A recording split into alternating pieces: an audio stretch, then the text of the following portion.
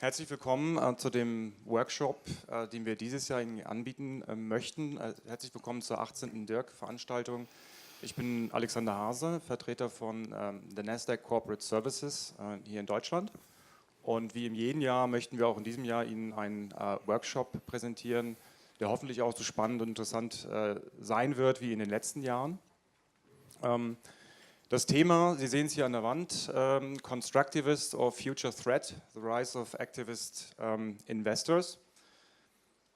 Wir sehen immer mehr in der Presse und auch im Finanzmarkt, dass immer mehr aktivistische Investoren auf den Markt kommen, und wir würden ganz gerne mit den beiden Spezialisten und Experten, die hier zu meiner linken Seite hier stehen, das Thema mit Ihnen diskutieren, die Risiken, sehr wohl aber auch die Chancen, was es bedeutet, mit aktiven oder aktivistischen Investoren handeln zu müssen. Die beiden Spezialisten, zu einen der Patrick Hughes, seit über 10 Jahren in dem Bereich Shareholder Analysis und Targeting Studies bei Nasdaq, vorher Thomson Reuters, lange Historie, leitet in Europa das Team von Analysten, die sich in diesem Bereich auseinandersetzen und in Bezug dessen natürlich auch gerade bei der Shareholder Analysis mit diesen Themen auseinandergesetzt werden. Und zu seiner Rechten haben wir den Kollegen, da freue ich mich ganz besonders, von der Anwaltskanzlei Simmons, Dr. Stephan Ulrich. Er ist Partner mit Sitz in Düsseldorf, wie ich gelernt habe, ganz oft in Frankfurt natürlich. Und er spezialisiert sich im Prinzip als im Bereich M&A-Akquisitionen und anderen M&A-Transaktionen und hat daher natürlich eine sehr, sehr tiefe Expertise auch von der rechtlichen Seite.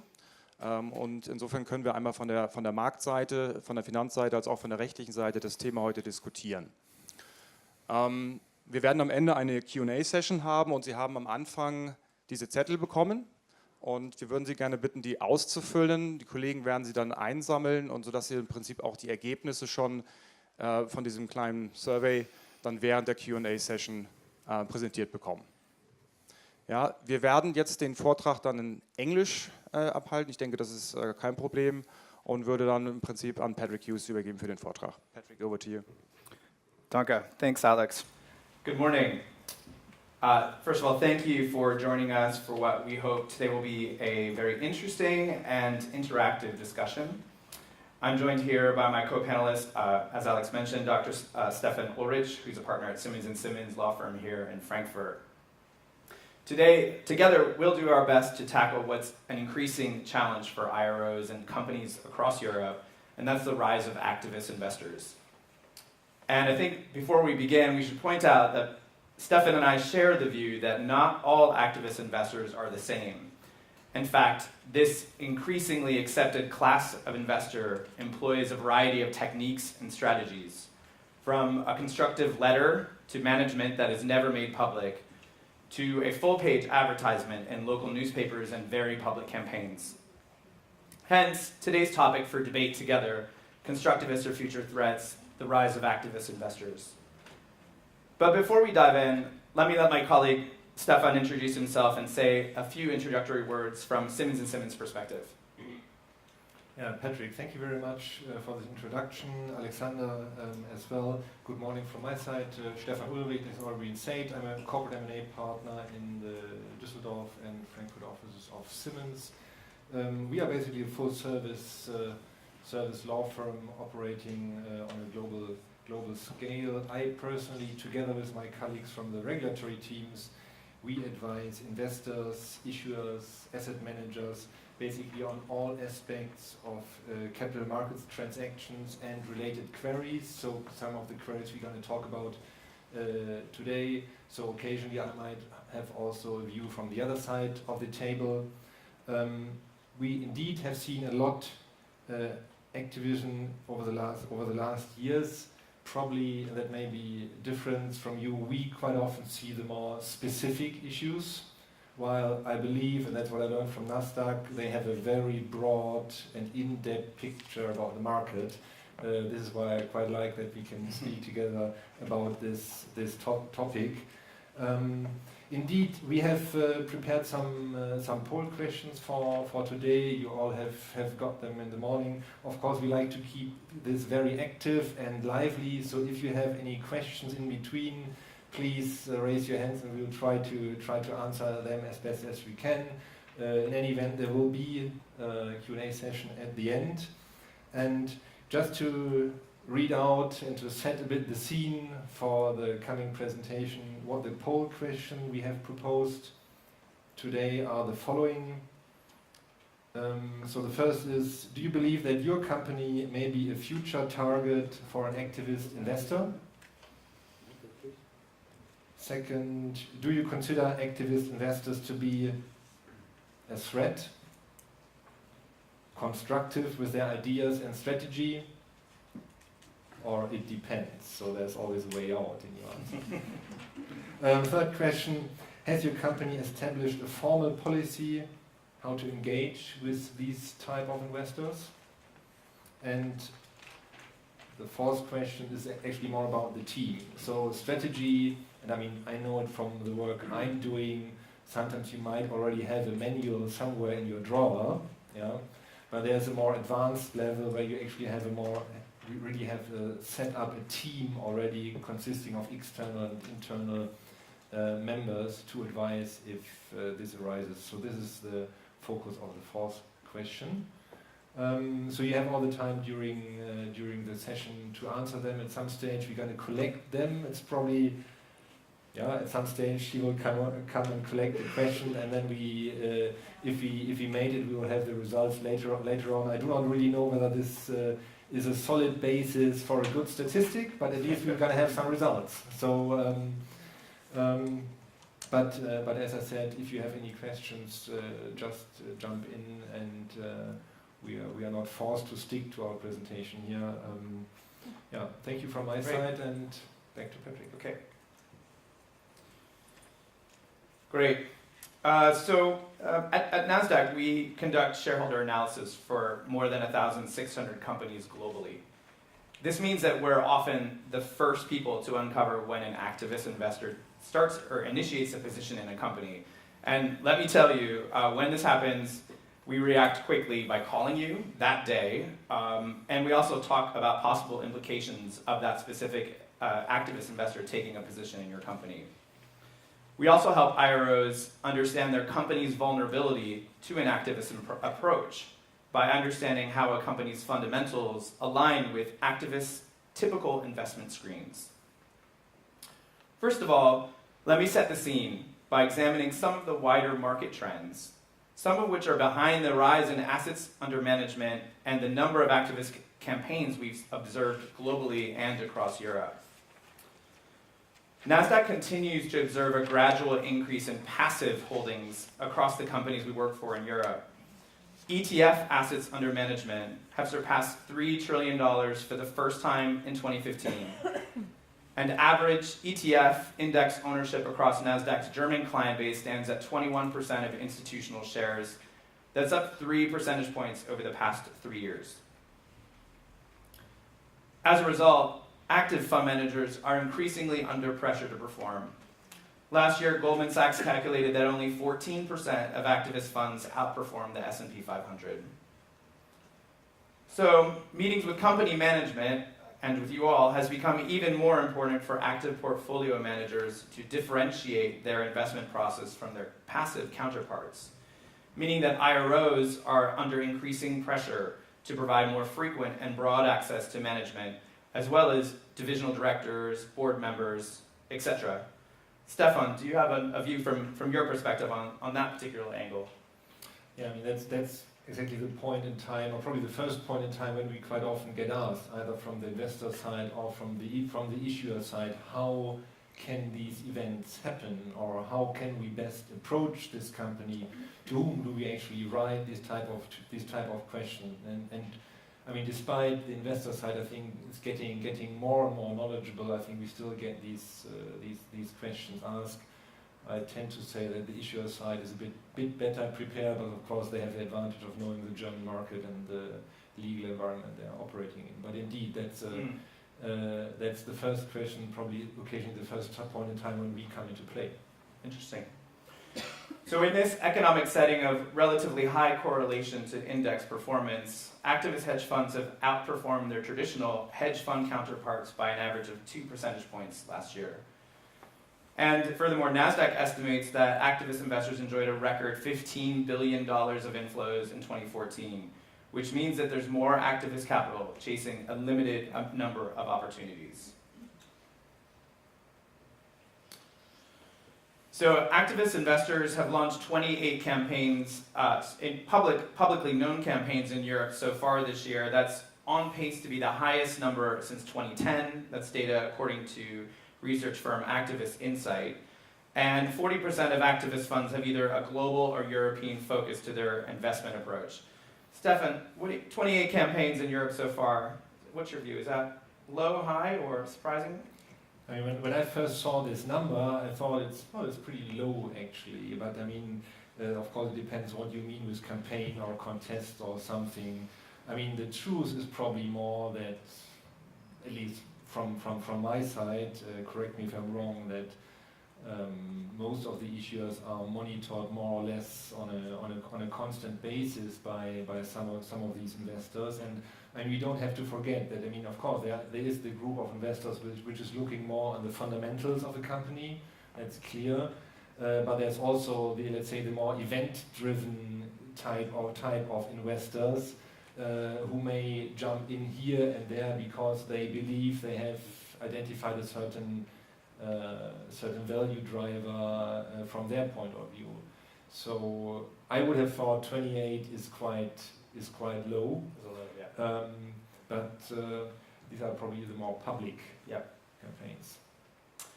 So as I mentioned, in last year in 2014, activist funds attracted approximately 15 billion in inflows. Just as a comparison, that compares to roughly 4.5 billion in new capital in 2013 and 3.8 billion in 2012. So you see the trend.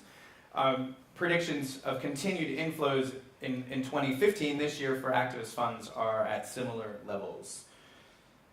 These firms' success has helped to attract new capital in addition to increasing acceptance of activism as a management style. In fact, last year, traditional asset managers including TIAA-CREF, Florida State Board of Administration, AllianceBernstein, and BlackRock have all backed activist investors' aims to win board seats last year. As I mentioned, many activist funds have largely outperformed benchmark indices, with some activists such as Bill Ackman's Pershing Square saw an impressive 40% return last year. While some activist investors' aims may be viewed as short-termist, the average holding period of activist hedge funds is actually around 2 years, making activist investors a relatively low turnover type of hedge fund. Nevertheless, you may have read that Larry Fink, the CEO of BlackRock, recently criticized some activist investors for their short-term financial approach, saying corporate leaders' duty of care is not to every investor or trader who owns their company shares at a moment in time, but to the company and its long-term owners. But despite his comments, BlackRock and Florida State Board of Administration supported more activist campaigns worldwide last year than any other investor. The two firms backed 10 proxy contests each, while TIAA-CREF and supported 9, and AllianceBernstein supported 8. Looking at some of the data around recent activist campaigns globally, this is global data, by industry over time, we see a couple of trends. One is that consumer cyclicals, financials, industrials, and tech companies have attracted the largest attention from activist investors in 2015 globally. Again, the other trend is that I just showed just 2 years of data here, but 2015 is in blue, and as you can see, we're only halfway through the year, and we're on par to break records from last year. We'll look at some of the top factors that attract activist investors and further insight to how activist investors think in a couple of slides, along with best practice tips for how to prepare for an eventual activist investor approach.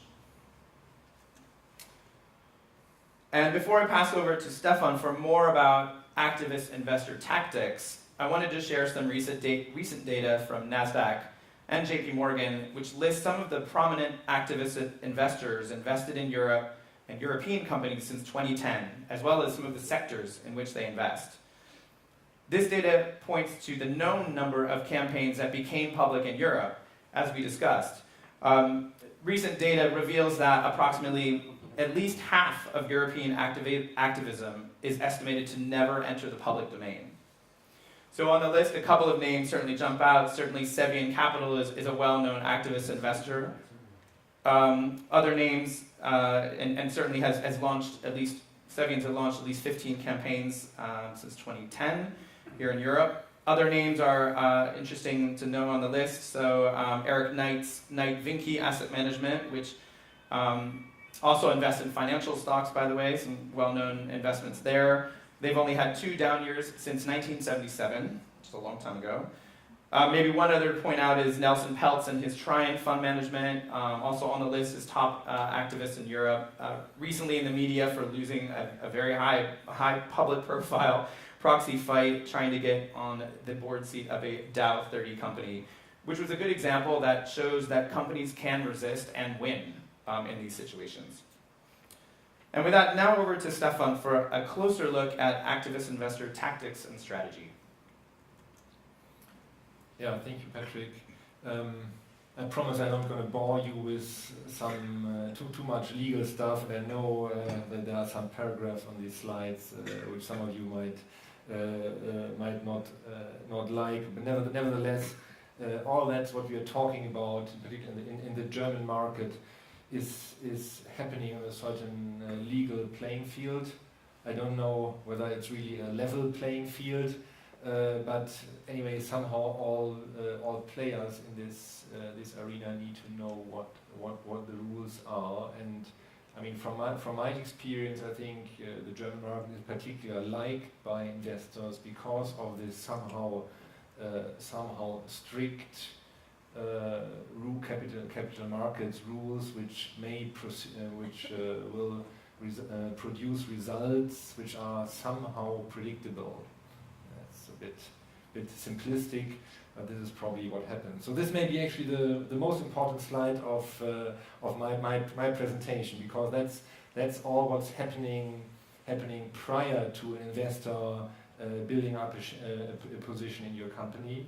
This is probably when they are looking on to build a position or not, and on the other hand side, question is what the issuer does. And also, I mean, that maybe for a good number of the guests here in the room, maybe your day-to-day business, you of course are monitoring these activities, you're preparing for a potential campaign by an activist investor. There are probably from my side the more formal ways to prepare yourself, which is of course you monitor voting rights, you probably draw up a defense manual, or you probably might have a defense manual type of thing for public M&A transactions, so where you might add a chapter to it for the activist campaign, this sort of stuff. And probably even more important than these more formal preparation is that when it goes to the substance of your business, so focus on shareholder value. I mean, this is actually what these investors, or many of them, are looking for. Some of them probably more short term than the others, but probably, and we come through this probably throughout our presentation. That's probably the best way to defend your company and to prepare it for that. So that's probably prior to an investment what one can do. And as I said, I think the truth is that every issuer of some relevance is being looked at while we speak here. And some of them look into the fundamentals, others look into events which may trigger certain value drivers at the stock market. I mean, that can be the upcoming AGM and certain aspects happening on or around the AGM. This can also be, I mean, my core business, public M&A transactions, of course, is a classic value driver for some investors. So as soon as somebody launches a public tender offer over an issue, of course, the alarm bells will go on with many of these investors to look out for a short-term gain here. So that's probably the next step, and we touched on this already earlier. And as I said, we still get these questions both from the issuer side, but also from asset managers, investors, how best to approach companies. To some extent, I mean, you all know that it's somehow a US topic, this activism, and I mean, they know their strategies very well. What they of course do not know that well, of course, they're going better from year to year, is the legal surroundings. I mean, you all know we have this funny two-tier structure with the supervisory board, management board, and that you're advising them, but that may still be a question for an investor: with whom do we talk? Requests for one-to-one meetings may come up, and questions: can we do this or not? I mean, and you might ask actually the same question on your side of the table, whether you want to basically engage into that discussion or not. Probably I'd also ask the question whether you are allowed to do that or not. These are questions then we often are getting asked. I mean the bottom line, and I mean you all will know that, is that well, of course there is this principle of equal treatment of shareholders, and there is of course the AGM, which is prima facie the forum to communicate with shareholders. But nevertheless, I mean, of course you can, and it happens every day. You can communicate with your shareholders, and I mean there are even investors' conferences where you even find, let's say, an organized forum for one-to-one meetings with investors. And I mean, I would be interested in your thoughts, how you react to these letters you might get, or these calls you might get, whether you are inclined to encourage your CFO to enter into this discussion, or whether you rather block it, or what your approach is. So we probably will find some time to discuss this later, also during the Q&A. But this is probably apart from getting prepared in the first place, I mean, the way to communicate with investors is probably the key question, to avoid that what potentially could happen when we go to the next slide, which is when these campaigns get public. I mean, some reason for this low number we have seen earlier today, these 28, may very well be that I mean, most of these investors, they're not particularly keen on making a campaign public. I mean, of course, occasionally there are these huge fights, probably in a public takeover scenario. Occasionally you have issuers which are strongly dominated by a family or a family trust or something, and then the second player comes in. Occasionally things get nasty and gets public. But from my point of view, they are not really that keen to make these these campaigns public. But this can of course happen. When it happens, of course, it's also communication is key. Speaking with one voice to the investors is probably key. Surprisingly, one of the reasons why investors, from my point of view, are not particularly keen on public campaigns is because public campaigns get more expensive. It's quite simple. You need a PR agency, you need translating all stuff, and I mean these investors know the numbers and know what it costs. So that may be one simple reason.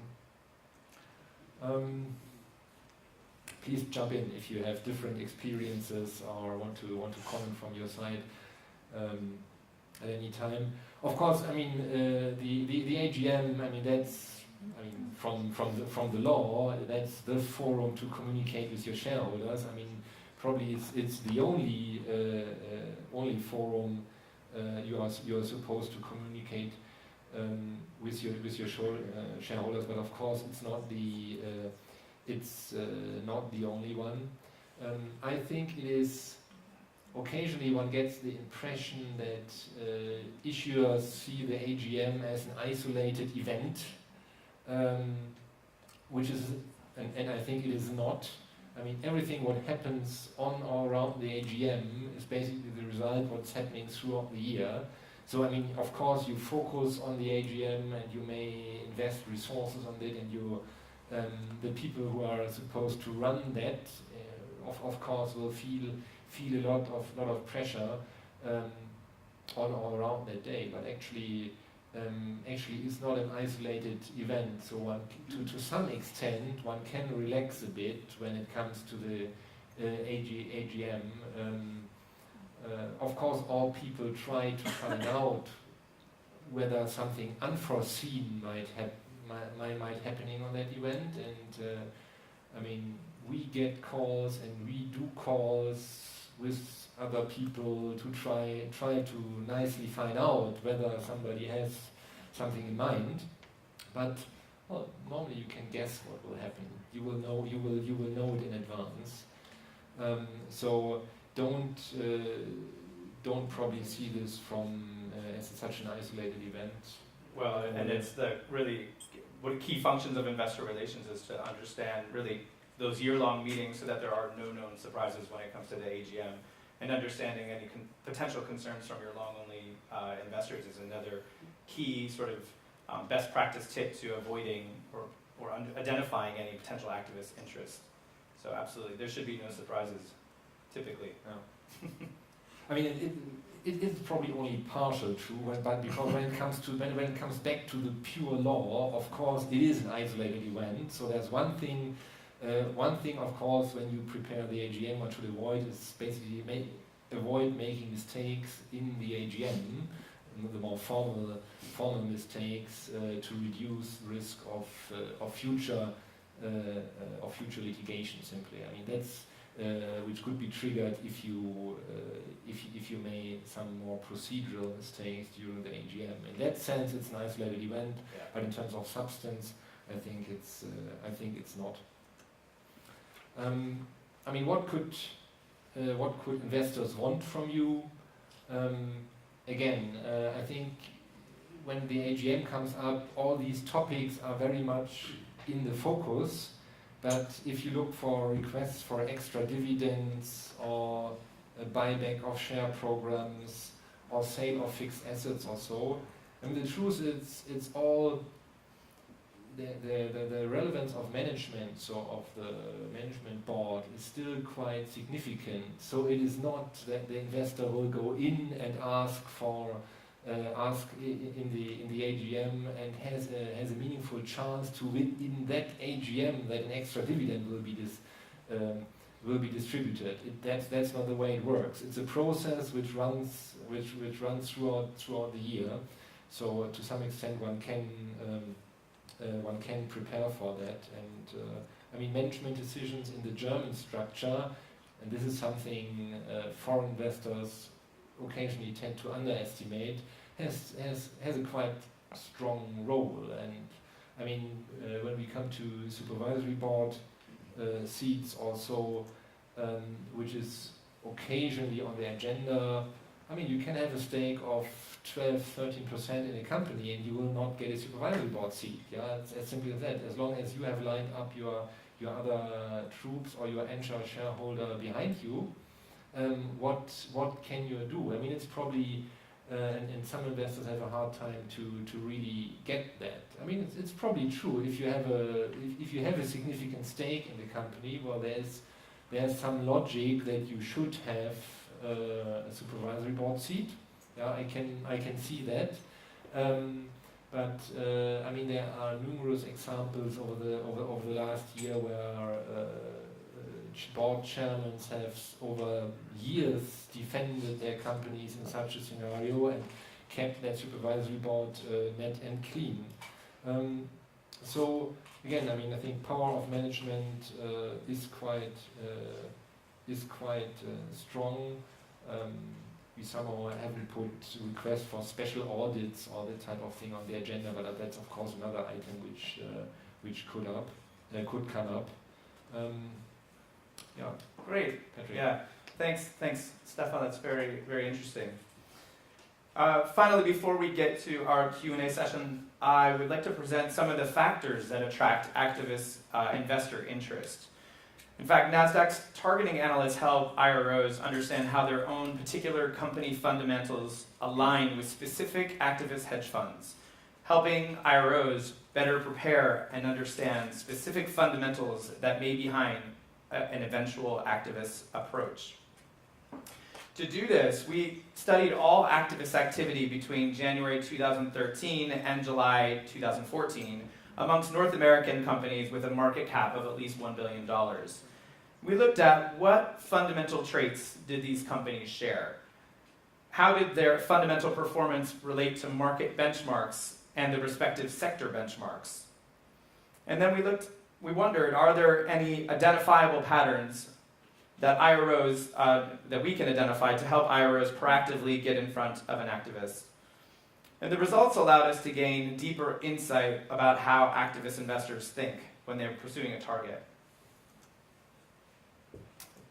My graph is a little off, my visuals are a little off on the right, but that's okay.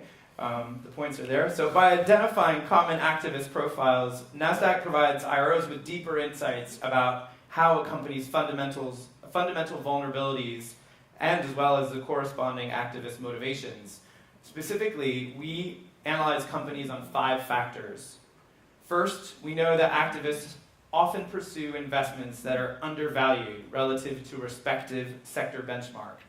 And we consider enterprise value to EBITDA ratio as a superior indicator of relative value. Second, we know that an activist will evaluate the potential return on what they deem a company's potential to be. Hence, when the return of invested capital exceeds its respective cost of capital. Nasdaq research indicates that activists generally target companies with lagging dividend yield when stock performance also reflects either a lower return on investor capital, inferior growth, and or excess cash on the balance sheet relative to benchmarks. When performance is not in line with potential return, activists tend to demand additional compensation in the form of dividend yield. And lastly, we know activists are often attracted to companies that exhibit healthy cash generation, but misallocate capital to underperforming business units, or maintain excess cash or lagging long-term debt on their balance sheet. And just as a practical example, we have analyzed company fundamentals where, relative to their sector benchmarks, the company generated a large amount of free cash, maintained excess cash on their balance sheets, had healthy margins, but were under-investing in CapEx relative to their benchmark. But unfortunately, they also had a lagging dividend yield and shareholder return.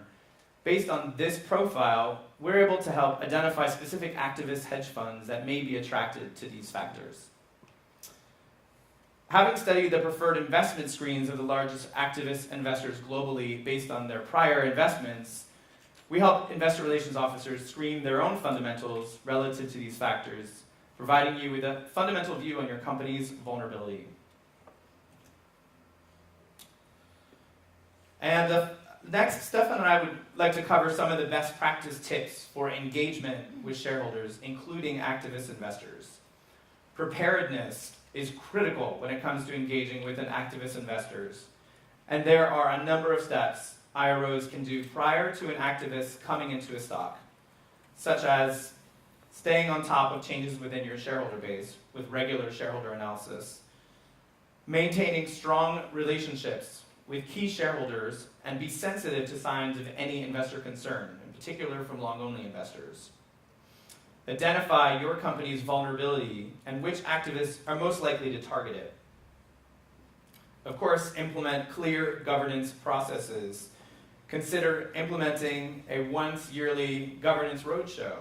In fact, as many of you know, index giants like BlackRock and Vanguard often, as you know, represent as much as 10% of shares outstanding for a German company and are meeting companies from a governance perspective, although they're passive investors. Stephan, do you want to cover some of the other key tips? Yeah, I'll probably first to highlight then what you said about be sensitive to any signs of an investor's concern. That's probably going back to the start of our presentation when we talk about the constructivists and this element from this group of investors. I mean, occasionally it's simply wise to listen to them because they may have ideas and they may have different points of views. So enter into a meaningful discussion with this group of investors certainly is the right thing to do at a rather early stage, because I mean it may very well even fit into your strategy, or it may twist your strategy in a certain way, and I mean interests may become aligned.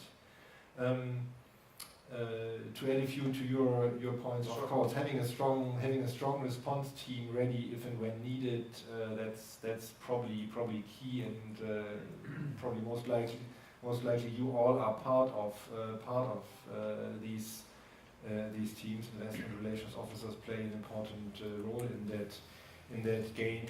We occasionally do as well. I mean, and once activists are identified, the constructive interaction is important.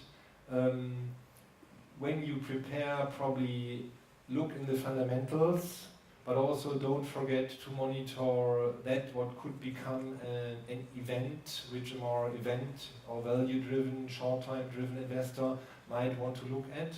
That's probably of equal importance, and some of these aspects may run in parallel, others not. So that's probably also very, very important. Public campaigns probably should rather be avoided, but you probably may be on common ground there with an investor. But the threat, of course, is there, and yeah, lining up with banks, attorneys, and other people who can help you in this process, of course, is very important, because I mean one aspect which we haven't talked about yet is somehow, and forgive me, I mean I'm the lawyer talking about liability risks in this scenario. I mean, of course, board members in Germany in these days are getting more and more concerned about liability risk, personal liability getting involved. So in the first place, they don't want to make anything wrong, and you're there to help them that nothing goes wrong. Having said that, when such an event happens, I mean there will be a lot of work to do, and better you know the people to call before that happens. Yeah, so this is probably from my side best practice. Absolutely. So just to wrap up some major takeaways from our side in summary. So in summary, a company's fundamental profile relative to particular benchmarks can provide you with insight about which activists your company may attract. Always measure and evaluate performance in the context of potential, remembering one of the fundamental screens used by activists is to evaluate the return on what a company's potential might be. A couple of common misunderstandings on this topic are that only lagging companies are activist targets, and that your company's okay if you're above market yield, or that activists work alone. Stephan, I know you have some thoughts on experience in that area as well. Yeah, I mean, you all may know the topic of acting in concert, and also foreign investors. I mean, it's not a particular German concept, they all know that. I mean, from my experience, the funds investor, they try to team up with others on isolated aspects or on a more broader base. So this is certainly something they look at, and they do. Of course, there the legal regime comes into play around this acting in concert concept. Of course, they are afraid of having to combine voting rights and being obliged to issue joint notices or something like that. Or I mean, theoretically, even jumping over the 30% threshold of voting rights and being obliged to make a mandatory offer or so. That's of course the risk, but I mean the truth is probably this happens. There's certainly a grey area when these investors speak, but there is also solid ground on which level you can do that. But this is something to be taken into consideration, that teaming up for one AGM or teaming up for one vote in one AGM is probably something which is okay, and it happens. Great. Well, I think that wraps up the formal segment of our presentation. I know we have we definitely want to save time for Q&A.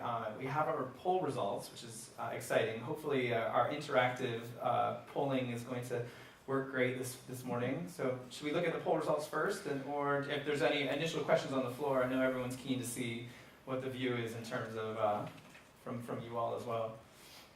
Yeah, please do. And I think the doors are closed. We yeah, are all yeah. amongst us here. So if you have any questions, I think the audience will not be recorded. It's just you and me. I believe so, yeah. Please go ahead. Otherwise, what are your experiences?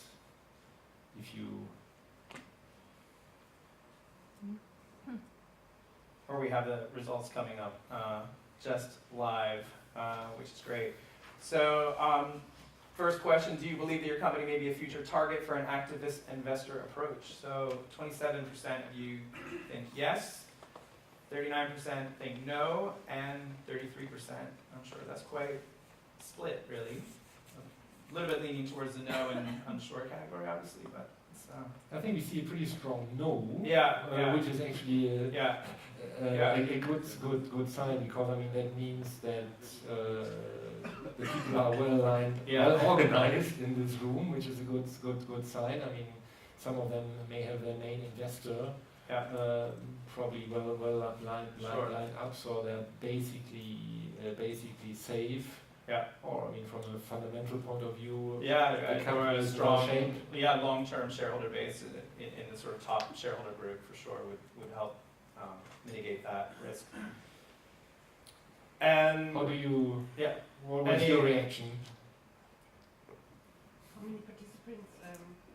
So it's just everyone who voted in the room. Are the results live? I've got a comment to make here. I mean, I think it would have been interesting to see which of the companies have already become a target of shareholder activism.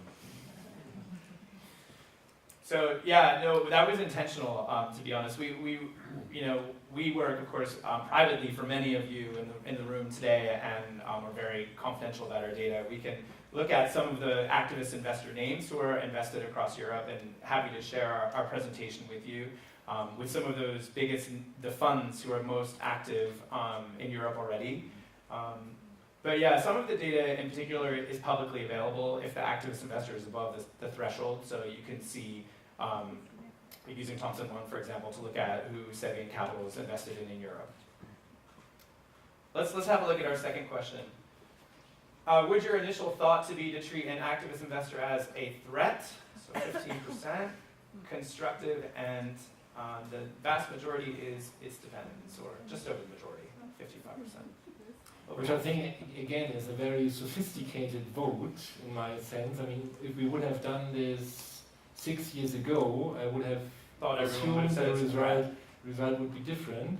But it's actually true. I mean, the group of investors, and I mean, you have the much broader picture, but the group of investors we see, they are so different, you cannot imagine. I mean, we have just given a piece of advice on an investor who was saying, well, we are now more and more going above 10% in companies, but they don't want to really interact with the company. They just want to hold that position, and the piece of advice they wanted was, we don't want to assume liability risks by exceeding these thresholds. That's all we want. So I mean, that's probably a very, very conservative investors. Of course, there are others as well. But I mean, really specifically looking, and I was amazed by that. What I've seen, what kind of data you have for individual investors, what strategies certain investors follow and others not. So one really has to look at which investors you're talking to. So yeah, it's a very Makes very sense. professional Absolutely. result, I would Makes say. sense. Very good. Good statistic. Good. We've got two more, and then we'll open up for any last questions. Has your company established a formal policy about how to engage or react to activist investors? So that's quite a clear result at 79% no. And interesting, some are working on it, so that's interesting. So. That's again good to know. So there's some work for us Yeah. out there. No, but it's it is probably not that simple as basically writing, also from my point of view, what we're actually doing, writing a defense manual for a public takeover scenario. I mean, we did 10 years ago, everybody has it. It's, yeah, that's done. This is much more specific. Specific, yeah. And more complex than that. It requires detailed knowledge. So Very good. I think it Makes sense. at this point in time where we are, it makes probably sense. And we'll see if that changes over time. We'll have to do the survey again in a few years. All right, and the last question. Should an activist investor build a stake in your company, do you have a team of internal and external spokespersons established to provide actionable intelligence and formulate a response to determine next steps? Very good. 21% of you have a team ready to go, and majority of people are sort of on the fence with 61% not yet established. Would somebody Reactions to be able to tell us which departments or teams, which departments are part of that team? I think what is really crucial is that all IR people link up with PR in terms of activist work. And that's something that's easily forgotten. But this whole public element of activist engagement is so important that putting the team together and also making sure that the PR side knows all the details that could come up is quite crucial. It's a good point. Certainly those questions could come up with interviews with management regarding whatever the specific item an activist investor is pushing for, and understanding, having those messages consistent is crucial, certainly. Any other thoughts who should be in the team? Oh, I Or- have a question Sure. regarding your presentation, if I may. Sure. You've managed that companies like Alliance Bernstein or BlackRock have backed activist campaigns, having no experience but have met people from these companies. Sure. How does this look like? Are they part of the alliance in an AGM, or Exactly. how are they? Yeah, so it's Presidents. usually a proxy, either proxy battle or it's an AGM/EGM situation where an activist investor has a position already and is pushing for an agenda, for example, to replace a board member with another individual, including one of their own. For example, in some cases, it's someone from the activist investor. And of course, it comes down to the voting approval, the proxy vote approval for that resolution to pass or fail. And in fact, looking at some of the voting data from last year, we've seen a couple of the long-only large investors, and of course, if an activist investor owns 5% or something, then if you have a BlackRock or an Alliance Bernstein who again owns a much larger position, potentially, another 5%, all of a sudden you have a block big enough for the resolution to pass. And would have these votes been in line with the proxy recommendations? It depends. I think it depends on the specific, whether ISS's recommendation, etc. I think you have to look at that on a case-by-case basis. Yeah, but it's an interesting topic. Yeah. There was a question over Yeah. there.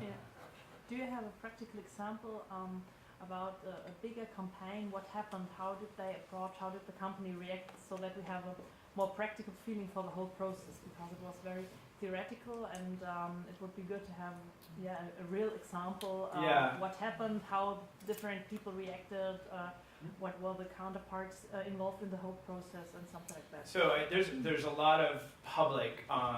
There's been a lot of media coverage on this topic recently. So I mean, one that I would perhaps have you look, I would direct you towards reading or having a quick read of the news coverage was the DuPont situation. At Nasdaq, we work for many of these companies, so we would prefer to not leave the company names out. But DuPont was one with Nelson Peltz, who's lost the campaign. So really was stood up at the AGM, was reading a letter out loud in front of the other investors, and was trying to replace a board member and failed because in that case the hedge fund or the activist investors the long-only investors didn't vote alongside the activist. So it was one of the most public failures of an activist investor of recent times, and that just happened, I think, a couple of months ago. So that would be one to have a read of a specific case study. Sure. Especially in Germany, we have very two prominent examples in the past. On the one hand, where this campaign lasts for more than 1 year, for several years. So the activist investors failed on the first AGM, but they succeeded on the second and the third one. This is KUKA, very prominent example. And there was another one where the activist investors went very public. This was Civic Color some years ago. There was a roadshow team from the company traveling around Europe to get the investors behind the management team. And there was a roadshow from the activist investors against them to the same investors in Europe, as an example. And just to give you an idea, they have normally 120 participants in their AGM, and they did it in a ballroom from a hotel in Bremen. The year this activist investors came in, they had 1,300 participants. There were 80 media teams from all over Germany and Europe there. This was a big event which cost enormous money to prepare. And in the end, there was a decision to vote for the management board or against the management board. And in the end, it was 53 to 47% for the management board. It was very difficult and a very prominent example. And you can read a lot of this because it's only 4 or 6 years ago. Yeah. I remember that case, and one of my partners was present at that assembly in Civic Color as well. I mean, on the to give an example of something which is probably not that public, so I will not mention any names or so. What happens more frequently is actually, I mean, letters to management board, to supervisory board. Some of them simply write to both of them, not really differentiating. I think what I've seen of these type of letters, they are always quite nicely written, very polite written, but somehow very clear. Also, if this happens, I think that means they will not go easily away if you get such a letter. So if you do, that means they are considering how to react. So there will be a second letter. I mean, what can the management board then do? Occasionally, you simply see that they most of them actually write back. You're never really sure if do they do that or not. Most of them write back, and be it just in a way that, well, we take this into consideration. I mean, that's probably wise thing to write in any bank. I mean, there's no meaningful content in that. But of course, I mean, the board is obliged to take this the thoughts of his shareholders into consideration anyway. So that happens, and in parallel, of course, I mean, these teaming up discussions are happening. I mean, they might happen in London or in New York or wherever the investors are. So they try to consider whether they follow the strategy another investor has already taken, asking questions about acting in concert, that type of stuff. Sorry, there was a question in the front row. Well, thank you very much. Just a question to both of you. The first one is, you said that it's very important, if not even pivotal, actually, to look at the share register. That applies to those with registered shares. And even in this case, in my experience, a lot of those institutional investors from outside of Germany, actually, they are not directly registered in the share register, but by a nominee. Yeah. Is it your experience that in this case, this activist shareholders will be registered in their own name in the share register, because only then it's possible to to detect them? Yeah. That's the first question. The second question is, you mentioned actually, observe voting right announcements and so on. My question is, do they always make the activist shareholders voting right announcement? Or might it be that the penalty they are going to incur is less than the benefit from not divulging their stake in the company? I think we can probably split that up. The penalty part I'll let you cover, but the portion around identifying activist investors, bearer shares versus registered shares, the answer is, in my view, in our view, is quite clear.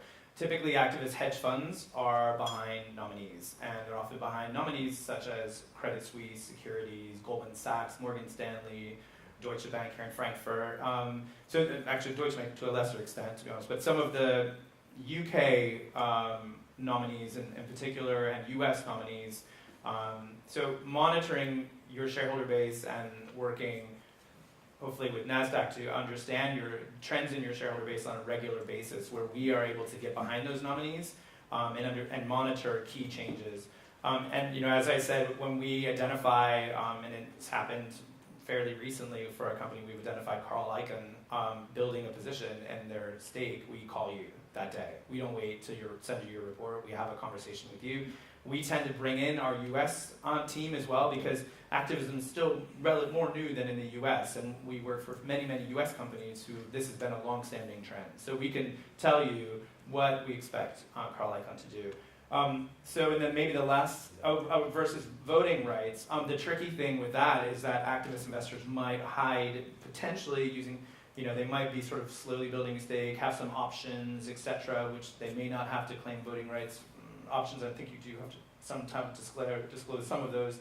But the penalty question is a tricky one. I mean, I don't know, I'll let you answer that one, but they certainly will try to hide their positions. We look for spikes in brokerage positions as well as obviously activist investors building a stake as a potential indication that there's some activity. I mean, I'm always admired by this much intelligence within your business. That's really very interesting. So I'm sure you're better placed to answer that question than I am. I mean, from the pure practical point of view, I mean, we have in the Messetome, we have a team of regulatory lawyers sitting there, 6 lawyers making voting rights announcement day by day, and there's definitely a learning curve, and some funds, investors, or asset management, for some of them it has been a painful learning curve. You all know that, penalty amounts have already increased and will increase with the EU regulator now on board. So I think they take it seriously more and more. Of course, there are players around who do not know and who do not really believe how severe the consequences will be. I mean, I do not know to what extent people in the room interact with BaFin, but they are asking very precise questions and they expect very precise answers very soon.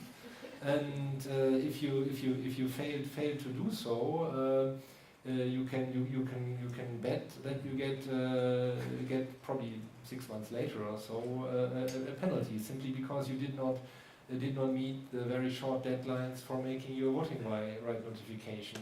I mean, probably you have one try without getting penalized for that, but the second time you're on the hook. Do we have? I know we're probably running out of time. Do we have time for one last question? Maybe Dr. Sorrell, you had a question over there. Yeah, I was just want to point out, because the question raised how it happened in reality with also activists. We just recently had in Switzerland some activists. I mean, everyone knows Elliott versus Italian, which was a really well-known case where Elliott was really active in the internet to catching other shareholders. And after that happened, it was forgotten. We thought it was one time and never going to come back. And in this AGM season, it happened in more than one case in Switzerland. One which was publicly known was also Gate Group, where we had also an activist investor, and he collected basically all his followers and teamed up through the internet. built up a short platform, really short time for the AGM.